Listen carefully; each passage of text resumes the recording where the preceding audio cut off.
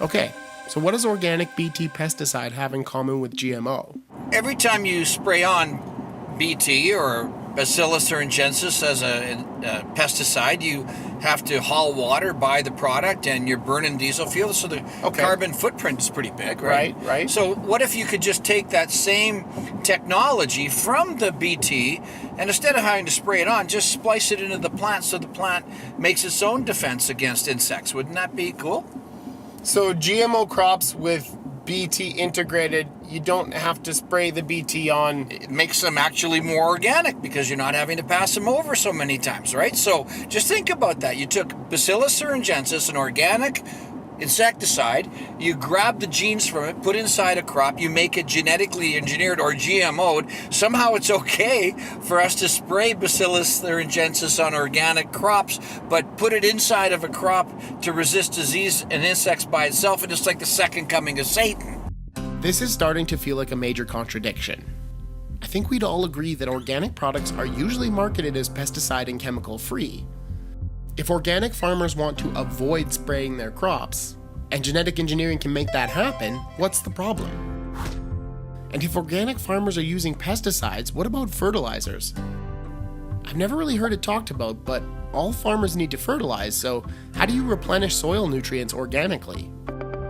Organic agriculture is based on animal manure and animal waste products, whether it's feather meal or blood meal or some other kinds of meals. Organic rules say you can't use synthetic fertilizers, but this is the alternative? Do the vegans know about this? Actually, you know what we'll do? I think I know where I'm going to take you today. We're going to go to an organic store. That's where I'm going to take you. Yeah, I know. I don't want to do that. Oh, Nick, you don't mix well with people who like organic food, Dad. What happened last time? we'll just go and have a look, and then I'll tell the story there. I don't know about this. Rob has a certain approach that gets under the skin of the anti-GMO crowd. For example, wearing an I Heart GMO t-shirt to a March Against Monsanto rally and setting up a GMO information section in the middle of an anti-GMO protest. Subtle. I just want to have a conversation. So I'm not sure how this is going to go. I think they have alarms that go off when people like him walk in. I never thought I'd be shopping in here, but we're going to have a look and see what we come up with. No alarms, no sirens. So far, so good. We walked around. Rob tried to get used to the hippie food. Does Tony like quinoa? Yeah. Let's go get some quinoa. I think I see some. I didn't even know he knew what that was. Good. This is royal quinoa. This is only like $7.29. I wonder how much a bushel is, but I sensed that this could be heading towards a free basket of groceries. I want some kombucha too. So I snuck some of my favorite hippie food in there too. Okay, now back to animals feeding plants. So potatoes are an interesting story because potatoes are very, very high users of nitrogen. So you'd have to ask yourself in an organic system, where does the nitrogen come from? When you think about it, nitrogen is the Achilles heel of an organic system because the only way to get it actually in significant quantities would be through animal byproducts. The utilization of manure or the utilization of sprays that could include animal byproducts or fish guts. Organic means ecological. And when we're talking nitrogen, ecological means recycling animal parts. So feather meal, bone meal, blood meal, and of course manure is what's feeding organic crops. It's a reality that I think isn't very palatable to people, and they'd rather have this view of small organic farms run by young, healthy, beautiful people. But the danger to the consumer, perhaps, is that they have the illusion that food for all can be produced on this very small local scale by suburban college graduates.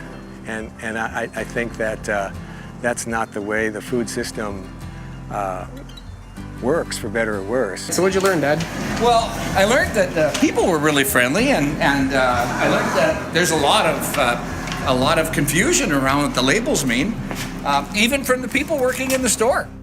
I'm feeling confused, and a little like it was done on purpose.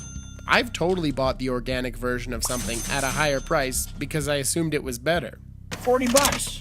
What'd you get? Not much. To get away from anecdotal evidence and into some science, according to a recent Pew Research Institute survey, 57% of Americans think that eating GMO food is unsafe, and 25% of Americans always check the label to avoid GMO food. And 55% of Americans think that organic food is healthier than GMO food, which means all of this marketing that separates organic and GMO is working. And to understand when that marketing got started, I talked to this guy. Roger Beachy, the executive director of the World Food Center at University of California, Davis. Roger was highly involved in the early days of genetically engineered food, which also happens to be the time when the organic industry really took off. There was a discussion ongoing about identifying this new kind of agriculture and selling of organic produce that was beginning to catch hold because it was a different way of agriculture. It was smaller, it was local, and it was with the absence of use of insecticides. And I naively thought that perhaps my work, which was designed to reduce the use of agriculture chemicals, would be of interest to them. It was not.